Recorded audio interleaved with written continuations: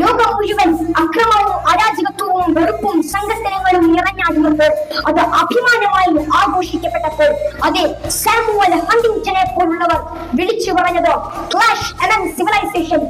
നമസ്കാരം. ഭാരത മഹാരാജ്യം ബ്രിട്ടീഷുകാരുടെ കരങ്ങളിൽ നിന്നും മോചിപ്പിച്ച് നാം സ്വാതന്ത്ര്യം പിടിച്ചു വാങ്ങിയതിന്റെ മഹത്തരമായ ഓർമ്മകളും അമര സ്മരണകളും അലതല്ലുന്ന സ്വാതന്ത്ര്യ ദിന ആഘോഷങ്ങളുടെ വേളയിലാണ് നാം സന്നിഹിതരായിരിക്കുന്നത്. 200 വർഷം ഈ രാജ്യം അടക്കി ഭരിച്ച് ഈ രാജ്യത്തിന്റെ വിഭവങ്ങൾ അഖിലവും ചൂഷണം ചെയ്ത് കടലിൽ കടത്തി കൊണ്ടുപോയവർ, ഈ രാജ്യത്തിലെ പൗരന്മാരെ ജാതിയും മതവും വർഗവും വർണ്ണവും അതിന്റെ വൈരുദ്ധ്യങ്ങളിലൂടെ നൂറ്റാണ്ടുകളോളം ഭിന്നിപ്പിച്ചു ഭരിക്കാൻ കൂട്ടിയവർ, ഡിവൈഡ് ആൻഡ് റൂൾ എന്ന കരിനിയമം കുതന്ത്രത്തിലൂടെ നടപ്പിൽ വരുത്തിയവർ. എന്നാൽ വെള്ളക്കാരന്റെ കുടിലബുദ്ധിയെ തിരിച്ചറിഞ്ഞ നമ്മുടെ സ്വാതന്ത്ര്യ സമര സേനാനികൾ രാജ്യത്തെ പൗരന്മാർക്കിടയിൽ അവബോധമുണ്ടാക്കി അവരെ ഉത്ബുദ്ധരാക്കി രാഷ്ട്രത്തിന്റെ സ്വാതന്ത്ര്യം എന്ന മഹാ ലക്ഷ്യത്തിലേക്ക് ഹസ്തദാനം ചെയ്തുയർത്തി നാം ഇന്ന് സ്വാതന്ത്ര്യം അനുഭവിക്കുന്നു, ആസ്വദിക്കുന്നു, ആഘോഷിക്കുന്നു. എന്നാൽ പ്രിയപ്പെട്ടവരെ, നാം അറിയണം നമ്മുടെ രാജ്യത്തിന്റെ മഹത്തരവും ഉന്നതവുമായ പാരമ്പര്യം.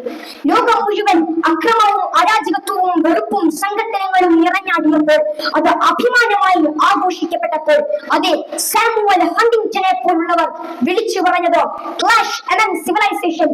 സംസ്കാരങ്ങൾക്കിടയിൽ സംഘടനകളുടെ കാലമാണ്, മനുഷ്യർക്കിടയിൽ പരസ്പരം കിടമത്സരങ്ങളുടെ നാടുകളാണ്.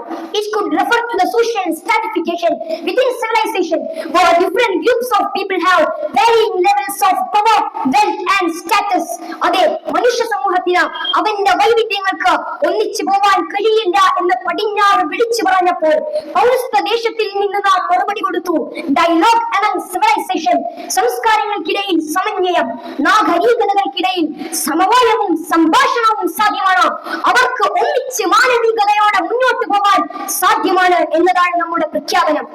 അരവിന്ദ് ഘോഷ് എന്ന ശ്രീ അരവിന്ദോ പറഞ്ഞ പോലെ India has always existed four humanity. India എന്നും നിലനിൽക്കുന്നത് മാനവികതയ്ക്ക് വേണ്ടിയാണ്. ഈ നാട് മനുഷ്യത്വത്തിന്റെ വിശാലമായ സംസ്കാരം പ്രതിനിധാനം ചെയ്ത് അത് വാനത്തോളം വിളംബരം ചെയ്ത മഹാദേശമാണ് നമ്മുടെ ഭാരതം.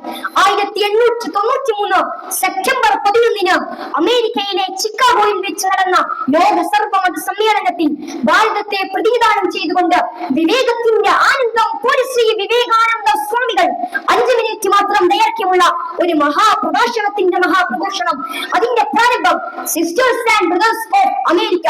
ഈ ഹൃദയസ്പർശിയായ അഭിസംബോധന രീതി പടിഞ്ഞാറ് അന്ന് വരെ കേട്ടിട്ടുണ്ടായിരുന്നില്ല. അവർ കൂൽത്തിരിച്ചു പോയി. ഈ മൂല്യങ്ങളാൽ സമ്പന്നമാണ് ഇന്ത്യ, ഈ മഹനീയ മൂല്യങ്ങളാൽ നിർമ്മിതമാണ് India. I am proud to belong a religion which has taught the world that both tolerance and universal acceptance. We believe not only in universal toleration but we accept all religion as true. ഞാനൊരു മതത്തിന്റെ ഭാഗമായതിൽ അഭിമാനിക്കുന്നവരാണ്. എന്താണ് എന്റെ മതത്തിന്റെ സംസ്കാരത്തിന്റെ പ്രത്യേകത? ടോളറൻസിന്റെ മഹാത്മ്യം പറയുക മാത്രമല്ല, അത് പ്രവൃത്തി പദത്തിൽ കൊണ്ടുവന്നവരാണ് ഞങ്ങൾ. എല്ലാറ്റിനെയും ഉൾക്കൊള്ളുന്ന പാരമ്പര്യമുണ്ട് ഞങ്ങൾക്ക്. ഈ പാരമ്പര്യത്തിന്റെ പിന്തുടർച്ച അവകാശികളായ ഞങ്ങൾക്ക് ഇന്ന് ഇതെല്ലാം അഭിമാനത്തോടെ പറയാൻ സാധിക്കുമോ എന്ന ചോദ്യത്തിന് ഇല്ല എന്ന ഉത്തരമാണ് നമുക്ക് പറയാനുള്ളത്. പക്ഷേ തിരിച്ചു പിടിക്കേണ്ടതുണ്ട്. നമുക്ക് നമ്മുടെ നാടിന്റെ പാരമ്പര്യവും ഐക്യവും സ്നേഹവും സഹിഷ്ണുതയും കെട്ടുറപ്പും. നാം ഒന്നിച്ച് മുന്നോട്ട് പോവേണ്ടവരാണ്. ഒന്നായി തോളോട് തോള് ചേർന്ന് നടക്കേണ്ടവരാണ്. ലോകത്ത് എവിടെ എന്ത് തന്നെ സംഭവിച്ചാലും മഹത്തരമായ പൈതൃകങ്ങളാൽ സമ്പന്നമായ ഭാരത മഹാരാജ്യം ആത്മാഭിമാനത്തോടെ ആ വിചാരത്തോടെ തന്നെ നിലനിൽക്കും. പ്രസിദ്ധമായ സാരി ജഹാം സെ അച്ഛ എന്ന കാവ്യത്തിൽ അല്ലാമ മുഹമ്മദ് ഇക്ബാൽ പറഞ്ഞവസാനിപ്പിച്ചതുപോലെ പ്രസിദ്ധമായ ഈജിപ്ഷ്യൻ സംസ്കാരം, റോമ സംസ്കാരം എല്ലാം തകർന്നടിഞ്ഞു പോയി. ബാക്കി ഇന്നും അവശേഷിക്കുന്നതൊന്നുണ്ടെങ്കിൽ അത് ഭാരതത്തിന്റെ അടയാളമാണ്. ഭാരതം എന്നും നിലനിൽക്കട്ടെ, ഭാരതം എന്നും നിലനിൽക്കട്ടെ, ഭാരതം എന്നും നിലനിൽക്കട്ടെ. അതിന്റെ യഥാർത്ഥ പാരമ്പര്യത്തിലും പരമ പവിത്രതയിലും പരിപാവനത്വത്തിലും അതിനുവേണ്ടി ആത്മാർത്ഥമായി പ്രാർത്ഥിച്ചുകൊണ്ട് ഞാൻ എന്റെ വാക്കുകൾക്ക് വിരാമം കുറിക്കുന്നു. ജയ് ഹിന്ദ്.